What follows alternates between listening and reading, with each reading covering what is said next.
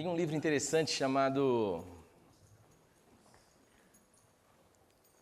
O Verbo se fez carne. Essa é a ideia do que acontece neste dia, né? Ou pelo menos o que eu espero que aconteça. Pregar algo, falar sobre algo e falar algo que não encarnou, né? De um verbo que não faz parte de você, de uma comunicação que não tem relação com você, comunica muito pouco. Sermões a gente pode preparar aos montes, mas a minha oração é sempre assim: Senhor, que em nome de Jesus o verbo se transforme em carne. E eu fico nessa expectativa, né? De poder falar algo que venha de fato de Deus e que eu experimente em mim, que de alguma forma isso também encontre alguma relação com a sua vida. E para isto eu gostaria de, nesta noite, ler 2 textos longos. O que eu tenho para dizer é muito pouco, mas o que eu tenho para ler é bastante. Então eu gostaria que você fizesse também o esforço, ou que você aplicasse a sua dedicação nesse tempinho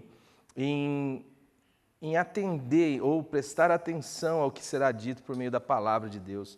E o primeiro texto está lá em Deuteronômio. Deuteronômio capítulo 1. A partir do verso 26. Posso ler? Posso ler, Paulo? Deuteronômio, capítulo 1, verso 26. Porém vós não quisestes subir, mas fostes rebeldes à ordem do Senhor, vosso Deus. Murmurastes nas vossas tendas e dissestes: tem o Senhor contra nós ódio. Por isso nos tirou da terra do Egito para nos entregar nas mãos dos amorreus e destruir-nos. Para onde subiremos? Nossos irmãos fizeram com que se derretesse o nosso coração, dizendo: maior e mais alto do que nós é este povo. As cidades são grandes e fortificadas, até os céus. Também vimos ali os filhos dos Anaquins. Então eu vos disse: não vos espanteis, nem os temais. O Senhor vosso Deus, que vai adiante de vós, Ele pelejará por vós, segundo tudo o que fez conosco diante dos vossos olhos, lá no Egito, como também no deserto, onde vistes que o Senhor vosso Deus nele vos levou, como um homem leva o seu filho por todo o caminho pelo qual andastes, até chegardes a este lugar. Mas nem por isso crestes no Senhor, vosso Deus, que foi adiante de vós por todo o caminho para vos procurar um lugar onde deveríeis acampar, de noite no fogo, para vos mostrar o caminho por onde havíeis de andar, e de dia na nuvem.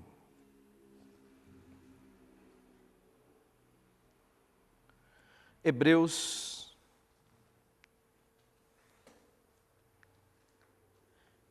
capítulo 4. Vai dar um pulão agora, um jump lá do Antigo Testamento, vamos lá para o Novo, para o texto de Hebreus, o capítulo 4. Posso ler, meus amores? Versículo 1. Temamos, portanto, que sendo-nos deixada a promessa de entrar no descanso de Deus, suceda parecer que alguns de vós tenham falhado, porque também a nós foram anunciadas as boas novas, como se deu com eles, mas a palavra que ouviram não lhes aproveitou, visto não ter sido acompanhado pela fé naqueles que a ouviram.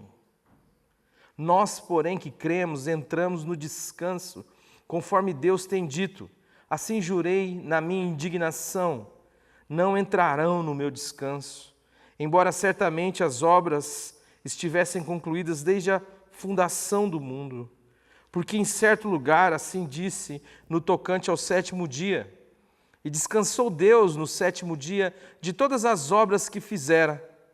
E novamente no mesmo lugar não entrarão no meu descanso. Visto, portanto, que resta entrarem alguns nele, que por causa da desobediência não entraram aqueles aos quais anteriormente foram anunciadas as boas novas, de novo determina certo dia, hoje, falando por Davi, muito tempo depois, segundo antes fora declarado, hoje, se ouvirdes a sua voz, não endureçais o vosso coração. Ora, se Josué lhes houvesse dado descanso, não falaria posteriormente a respeito de outro dia. Portanto, resta um repouso para o povo de Deus, porque aquele que entrou no descanso de Deus, também ele mesmo descansou de suas obras, como Deus das suas. Esforcemo-nos, pois, por entrar naquele descanso, a fim de que ninguém caia segundo o mesmo exemplo de desobediência. Porque a palavra de Deus é viva e eficaz, e mais cortante do que qualquer espada de 2 gumes, e penetra até o ponto de dividir a alma e o espírito, de dividir juntas e medulas, e é apta para trazer o discernimento dos pensamentos e dos propósitos do coração do homem. E não há criatura que não seja manifesta na sua presença. Pelo contrário, todas as coisas estão descobertas e patentes aos olhos daquele a quem temos de prestar contas. Santo Espírito, mais uma vez nós clamamos a Tua ação, Senhor, e a Tua intervenção. Pedimos que o Senhor fale com cada um de nós nessa noite. Em nome de Jesus. Amém. Esse texto de Hebreus, ele é um texto que começa com um anúncio, e ele começa com um anúncio muito forte. Ele diz assim: temamos. Tenha cautela, cuidado, tenha de fato atenção com uma questão. Que sendo nos deixada a promessa de entrar no descanso de Deus, suceda parecer que alguns de vós tenham falhado. É interessante porque esta palavra descanso, ela aponta para uma realidade onde você está numa dimensão de confiança, numa dimensão de aceitação, numa dimensão de amor. É interessante porque quando você está num lugar onde você é estrangeiro, por exemplo, onde a fama deste lugar não é muito boa, ainda que nada objetivamente esteja acontecendo, você não consegue descansar, você fica o tempo inteiro em vigília, atentando, observando, averiguando se alguma coisa pode ameaçar a sua vida. Você fica o tempo inteiro chupando o ar, o tempo inteiro angustiado, o tempo inteiro alerta, porque parece que esse descanso não é algo que possa, de fato, ser real na sua vida ou na minha vida. A gente fica sempre à mercê de questões que estão para fora de nós, quando, de fato, a gente precisava olhar para uma realidade que foi posta em nós, se de fato nós cremos no Senhor Jesus Cristo como o único Senhor e Salvador de nossas vidas. E o que é esta realidade? Esta realidade é o reino de Deus. O reino de Deus que você não vai ele achar do lado de fora. Jesus falou, quando alguém disser ele ali ou ele acolá, não se importe com esse tipo de anúncio, porque ele jamais estará lá ou acolá. Ele jamais estará do lado de fora. O reino de Deus é uma dimensão que se instaura dentro de você, como uma vida, como o próprio Deus, como o Espírito Santo de Deus, como o próprio Senhor Jesus que vem fazer em nós morada. Esta é a dimensão daqueles que de fato experimentaram uma nova vida, um recomeço, uma conversão genuína, um novo nascimento. É a ideia de que agora tem uma vida comum com Deus. O reino de Deus está em mim e eu não enxergo do lado de fora, eu enxergo do lado de dentro. Por isso, o novo nascimento nada mais é do que esta possibilidade de se ver o reino. É assim que a palavra de Deus nos diz, aquele que não nascer de novo não pode ver o reino. O que significa dizer que aquele que nasceu de novo pode ver o invisível. Pode ver um reino instaurado no seu coração, instalado dentro de si. Às vezes ele nem compreende, às vezes ele nem o discerne muito bem, porque ele é imenso e esta revelação é progressiva. A palavra de Deus vai dizendo que a luz do justo é como a vereda do justo é como a luz da alva, que vai brilhando, brilhando, brilhando até ser dia perfeito. Mas o escritor aos Hebreus está dizendo assim: fique esperto, que tendo sido vos deixada a promessa, e a promessa é a palavra. Todas as vezes que nós olhamos para as Escrituras e encontramos esta expressão promessa, está falando daquilo que Deus disse, de entrar no descanso de Deus. Suceda parecer que alguns de vós haja falhado, mesmo diante da promessa de Deus que diz assim: filho, não temas, filha, não temas, eu sou contigo. A gente começa a viver uma vida agitada, uma vida angustiada, uma vida de sobressaltos, onde nos deixamos ser guiados pela maré dos acontecimentos. Se eles nos parecem favoráveis, nos alegramos e achamos que está tudo bem, mas à medida que algumas coisas vão acontecendo e elas fogem ao nosso controle, ou aquilo que a nossa expectativa idealizou ou projetou como ideal, nós começamos então a sofrer com as angústias, como se Deus não fora, como se Deus não existisse, como se Deus não tivesse o caráter que Ele expressou em Jesus e como se Ele não tivesse palavra, como se Ele não tivesse nada a dizer a nós. E Ele diz: olha, gente, fique esperto, porque isso aconteceu lá atrás. Teve uma moçada que ouviu também uma palavra libertadora de um Deus que queria fazer festa com eles e que ia lhes dar um lugar que manava leite e mel. Mas eles saíram, mas eles não entraram. Muita gente não entrou, muita gente não conseguiu usufruir desse descanso na caminhada. Existe um descanso além, existe um descanso escatológico, existe uma realidade onde nós vamos ser conduzidos e levados, e diz que neste lugar não há mais choro, não há mais sofrimento, não há mais dor, não há mais morte, que o próprio Pai vai secar dos nossos olhos toda a lágrima produzida pela angústia da nossa alma, pelo medo, pela incerteza, pela dor. Mas existe uma evocação, um chamado de fé para a caminhada. Nós estamos numa dimensão de caminhada.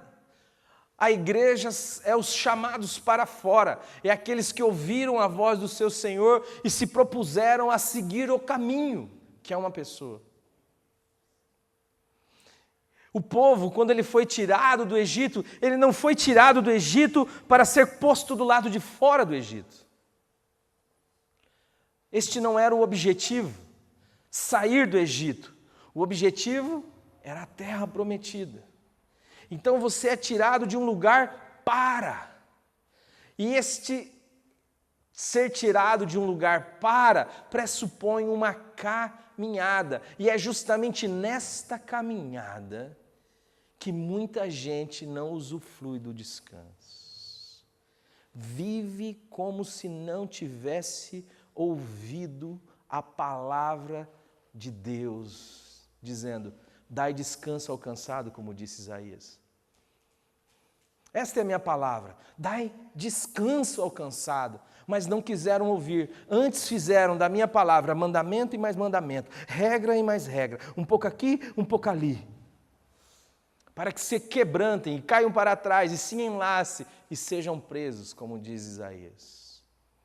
Mas Deus está dizendo assim: não, calma aí, confia em mim, eu não altero, as circunstâncias alteram, as pessoas mudam, mas eu permaneço o mesmo. Céus e terra irão passar, mas se a sua vida estiver na rocha, que é Jesus, sustentado pela palavra encarnada que é Jesus, Nós podemos, depois do solavanco do espanto, administrar, assimilar a pancada e olhar e falar, calma aí, tudo isso seria apavorante se Deus não for quem Ele é, se Deus não fosse quem Ele é, mas Deus é. Então, calma aí, gente, vamos acalmar. E Ele está dizendo aqui, viu, eu temo que, sendo-vos deixado uma promessa de entrar no descanso de Deus, não é no meu descanso. Tem muita gente que entra no seu próprio descanso. Sabe o que é o descanso das pessoas? É quando ela estabelece um projeto, um plano, e esse projeto e plano acontece segundo ela imaginou que deveria acontecer. E isto gerou uma estrutura em volta dela que ela avalia e diz, bom, eu estou segura. É mais ou menos como o homem que o seu campo produz demais e ele não tem mais onde guardar, tamanha é a produtividade, apesar de ele não conseguir enxergar nem a graça de Deus nisso, mas ele olha e ele diz assim para a alma dele, alma, goza, porque o que tens, você tem para muitos dias, eu vou destruir todos os meus celeiros, eu vou construir celeiros novos, celeiros maiores, para poder conter toda esta dimensão, todos estes frutos, e estes frutos serão a minha segurança. E aí o Senhor fala, mas louco, esta noite pedirão a tua alma e tudo isso que você está projetando, planejando, estruturando, fazendo, demandando, para que será? Para que vai servir? Para que serve? Não é esta segurança, não é a segurança onde eu sou Deus e estou no controle das demandas, estou no controle das pessoas, todo mundo fará o que eu quero que elas façam, todo mundo agirá da forma que eu imagino que elas devam agir, tudo vai dar certo. Não. Ou mesmo que tudo dê errado, eu tenho muita coisa ainda para me proteger. Não. Porque às vezes essa noite a sua alma será pedida e você tem preparado e esse negócio vai ficar. Agora, o que o Senhor está falando é no meu descanso. O meu descanso significa estar descansado na obra de Jesus.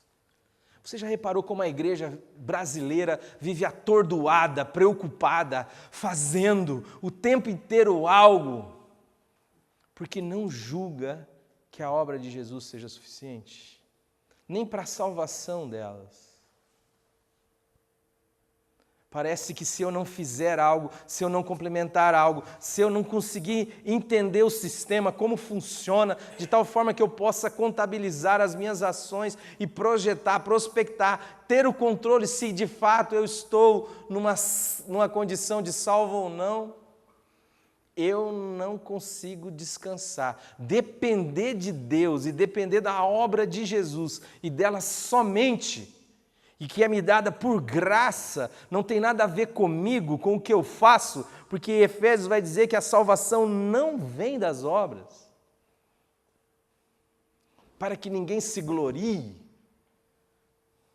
mas antes ela é pela graça mediante a fé, e este é o nosso assunto nessa noite. Fé não é acreditar. Fé não é acreditar. Acreditar é uma aposta. Acreditar é avaliar as possibilidades e ir em direção a algo que você entenda ser a melhor situação, porque você avaliou e viu, bom, é por ali o negócio. A fé, ela sempre traz como fruto o descanso. Porque também a nós foram anunciadas as boas novas, como se deu a eles. Mas a palavra que ouviram não lhes aproveitou, visto não ter sido acompanhado pela fé naqueles que a ouviram. De quem que ele está falando? De quem que o escritor dos Hebreus está falando? Ele está comparando com essa turma. Com essa turma que viveu durante 430 anos escravizados dentro de um sistema. O mundo é esta realidade, que está aí para nos escravizar. Se você fizer o joguete do mundo, você vai ter uma certa tranquilidade. A gente acha que escravidão é igual acontecia aqui no Brasil, século XVI, XVII, sei lá. Não, se você está nessa condição de escravo, que apanha, que passa pão e água, que vive com corrente no pé, não tem nada a ver com isso, gente. Você não quer voltar para esse lugar, não é verdade? Qualquer coisa é melhor do que uma situação assim. Mas é justamente esta comodidade que só foi alterada no momento em que o profeta de Deus disse a Faraó assim, viu? O Deus dos hebreus disse que é para você libertar os hebreus para que eles vão a caminho de 3 dias me adorar no deserto. Caminho de 3 dias fala de morte e ressurreição. Por isso que a Páscoa dos hebreus foi este símbolo do sangue nos umbrais. É a morte e a ressurreição. E ele está dizendo aqui, eu quero celebrar com eles essa festa. Mas quando isto acontece, a primeira coisa que Faraó diz, viu, esse povo está tendo muito tempo para pensar nessas questões de Deus. Vamos fazer o seguinte, eles estão entregando uma quantidade de tijolos e nós estamos lhes fornecendo a palha, ok? Ok, é isso mesmo. Então, daqui por diante, eles vão entregar a mesma quantidade de tijolos, só que nós não vamos mais fornecer a palha. Eles vão ter que ir atrás dessa palha para confecções destes tijolos. Agrave-se o serviço sobre estes homens, para que não tenham mais tempo de pensarem em questões relacionadas a Deus. A primeira sacada de Faraó, que é uma figura satânica, que é uma figura de Satanás, é: vamos ocupar a mente das pessoas, vamos desgastar a energia das pessoas, vamos dar trabalho às pessoas, vamos fazer com que elas tenham pouco tempo de introspecção, de ócio criativo, de reflexão, de ter tempo para ficar no quarto com Deus, de ter tempo para orar, de ter tempo para as escrituras, de ter tempo para ter comunhão com... Não! Agrave-se o serviço sobre estes homens. E o Egito é sempre uma figura do mundo, de um sistema que está aí, meu irmão, minha irmã, querendo escravizar você, não querendo te deixar pão e água, muito pelo contrário. Ele tem interesse em que você cresça, porque à medida que você cresce, você faz a roda andar. Por isso, não pense que a escravidão é algo ruim do lado de fora. Mas essa escravidão daquele que se acomoda ao sistema e que diz assim, não tem nenhuma esperança para mim fora do sistema. Minha única esperança é o sistema. Se o mundo disser que eu estou legal, então significa que eu estou legal. Se o mundo me aprova, significa que eu sou aprovado. Agora, se ele me desaprova em alguma dimensão, eu preciso tomar cuidado. E esses caras são tirados do Egito, e Deus se manifesta de forma tão graciosa na vida deles, tão poderosa. É tanta informação, é tanta manifestação, é tanta relação, é tanta presença. Moisés já tinha dito, falou assim, se o Senhor não for com a gente, eu não quero nem saber, eu não vou sair daqui. E Deus vai andando, e o texto vai dizendo que tem coluninha de fogo, que tem nuvenzinha, que tem maná. De forma que Deus vai se manifestando, e a pergunta é aqui, na minha e na sua vida, você já teve tempo para parar e pensar quantas manifestações de Deus na sua vida, sustentando a sua história, a sua condição, a sua saúde, e que talvez você atribua isso quase que ao acaso, mesmo que inconscientemente, porque você nunca parou para pensar que isso nada mais é do que bondade de Deus, fidelidade de Deus. E aí, esses caras têm o desafio de entrar numa terra e ele manda alguns espias e os caras olham e avaliam as realidades do ponto de vista humano e do ponto de vista humano você desconsidera aquilo que o transcende, ou seja, muito daquilo que a gente chama de igreja hoje e de religião cristã é vivida a partir da possibilidade do homem. Aquilo que o homem não pode fazer, Deus também não pode. De tal forma que Deus sou eu começo a orar de mim para mim mesmo, como a palavra de Deus vai nos ensinar. É o culto do homem. Eu até atribuo isso a uma divindade, seja ela qual for, pode ter o nome de Jesus Cristo, pode ter o nome de Maomé, pode ter o nome que for, Buda, mas no fundo, é uma maneira de tergiversar, é uma maneira de se iludir, é uma maneira de não tornar a vida mais dura do que ela é. Mas no fundo, é mais um peso que eu coloco sobre as minhas costas, porque quem vai ter que sustentar essa divindade sou eu. E como que eu sustento essa divindade? A partir dos meus ritos, a partir de uma moral, a partir de um culto, a partir, enfim, de tudo.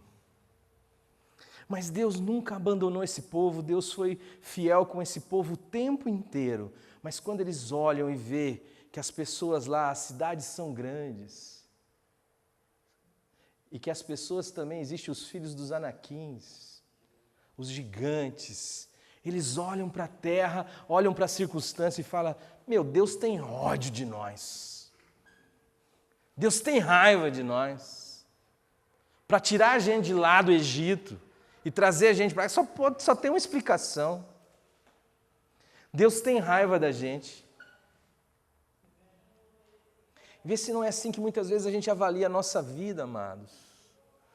A gente acha que as coisas que estão acontecendo, no fundo, a culpa é de Deus. Nada mais é do que um Deus que a gente não consegue encontrá-lo ou identificá-lo com amor. A gente sempre identifica Ele com a justiça. E lembre-se de uma coisa, para você viver o paradigma da justiça, você terá que se tornar tão mal quanto a maldade que você recebeu. Uma vez uma mulher falou para mim, você travou aí, Pedrão? Eu não vou falar essa história não, porque senão essa história é muito pesada.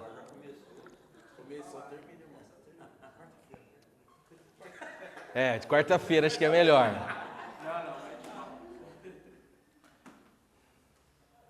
Eu vou usar uma linguagem melhor.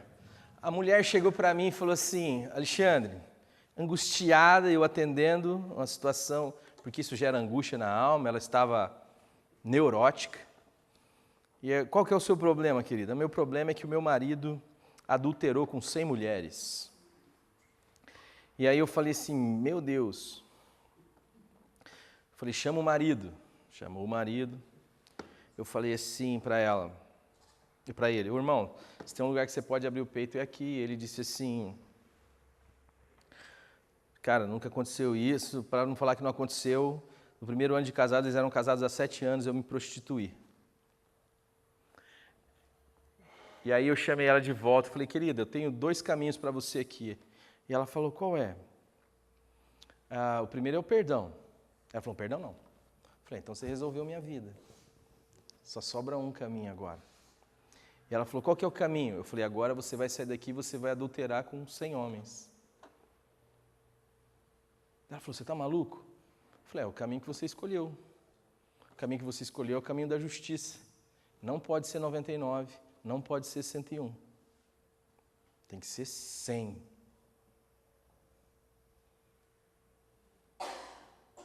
A gente não consegue perceber que todo o nosso pecado foi de fato lançado em Jesus o Cristo.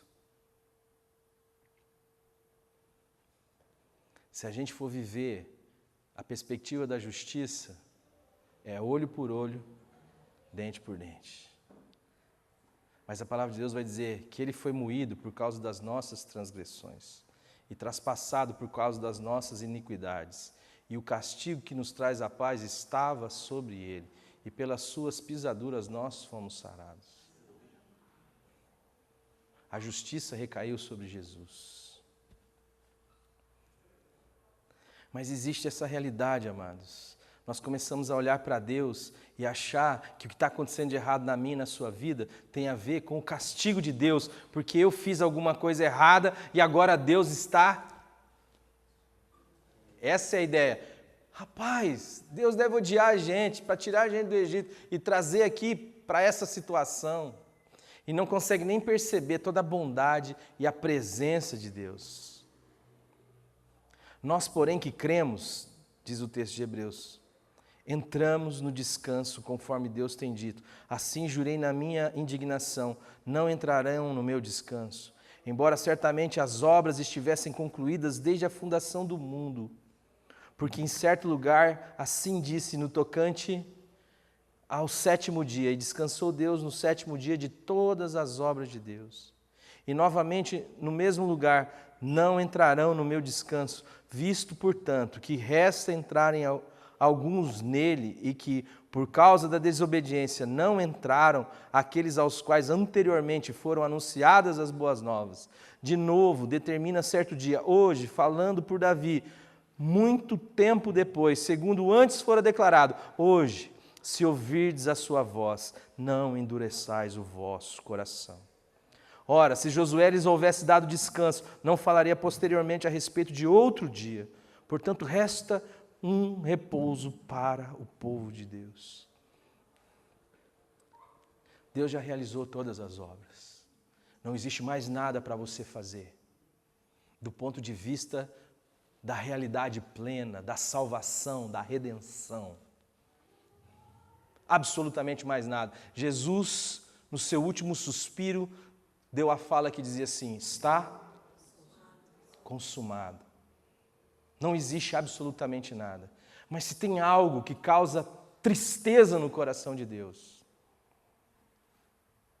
é ver pessoas as quais Deus já realizou todas as coisas, viverem na caminhada da história, no chão da vida, como se Deus não tivesse feito nada por eles. Gente que vive atemorizado, com medo. Gente que vive angustiado, sem saber se vai para frente ou para trás. Gente que prefere a comodidade da escravidão do que a liberdade que nos coloca em risco, mas nos coloca em comunhão com Deus. A fé é esta realidade, que mesmo em meio às tribulações, o nosso coração está pacificado, descansado, por causa de um caráter que eu conheço na caminhada. Ele colocou nuvenzinha sobre a minha cabeça, Ele colocou coluna de fogo, Ele fez maná cair do céu. Eu conheço o seu caráter, é por isso que eu estou pacificado nesse momento. Não porque as circunstâncias estão acontecendo do jeito que eu quero, não porque as pessoas são favoráveis a mim, mas porque Deus me disse uma palavra. Filhão, eu tenho uma promessa para a sua vida, descanso. Por isso, marche em direção à terra. O que você tem como terra? Para onde você está caminhando? Tem a ver comigo? Está caminhando comigo? Está reconhecendo-me em todos os teus caminhos? Então vá, filho, vá confiado, vá, filha, vai confiado em mim, porque eu já fiz todas as coisas, eu já descansei, e se você entrou no descanso de Deus, você também descansou de todas as suas obras. Ainda que tudo dê errado, a única voz que vai clamar daquele dia é a voz da ressurreição que diz, vinde, benditos do meu Pai, para o reino que lhes está preparado desde antes da fundação do mundo. Está tudo certo, gente. Então vamos viver. Vamos levantar a bunda da cadeira a cada dia com louvor nos lábios, dizendo, Senhor, eu não sei de nada, mas eu sei de uma coisa. O Senhor tem uma promessa sobre a minha vida, e o Senhor tem caráter, e o Senhor é bom, e Cristo morreu e ressuscitou. E na morte dele, este mundo fatalista, determinista, onde eu tenho que me curvar ao Satanás para poder receber dele todos os favores e os reinos deste mundo, isto foi crucificado com Jesus. E na ressurreição de Jesus se instaurou um novo reino por uma nova vida dentro de mim, que diz assim, nem só de pão viverá o homem, mas de toda palavra que procede da boca de Deus. E é só a Ele que eu vou adorar, e é só a Ele que eu vou prestar culto. E como é que eu faço isso? Vivendo, confiando no meu Pai. Isso tem implicação direta no seu trabalho. Você fala assim, mas o que eu vou fazer? O que é? Reconhece o Senhor no seu caminho? Pai, eu vou marchar aqui. Mas só tem gigante ali. É impossível, mas se Deus tiver nesse negócio, beleza. Se Ele não tiver, eu bato com a cara no muro ali, pronto. Está tudo certo. Mas eu vou em nome do Senhor dos Exércitos. Eu vou por causa de Deus. Eu não vou por causa do que eu posso, eu não vou por causa do que eu sei. Porque a palavra diz assim, não te estribes no teu próprio entendimento. Nem faça do seu braço a sua força. Mas antes reconhece Ele em todos os teus caminhos e Ele vai endireitar as tuas veredas. Amados, descanso. Quando a palavra de Deus fala fé sem obras é morta, é inoperante, ela está falando isso. O que você faz é fé. O seu trabalho é fé, o seu namoro é fé, o seu estudo é fé. Porque se não for de fé, meu amado, é pecado. Pode ser moral, mas é pecado. Porque não parte da confiança em Deus. Não parte da promessa. Parte de você mesmo. E você é pecado. A palavra de Deus vai dizer que Jesus se tornou pecado.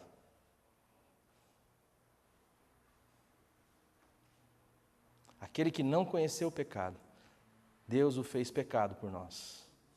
Para que nele nós pudéssemos ser feitos filhos e filhas de Deus.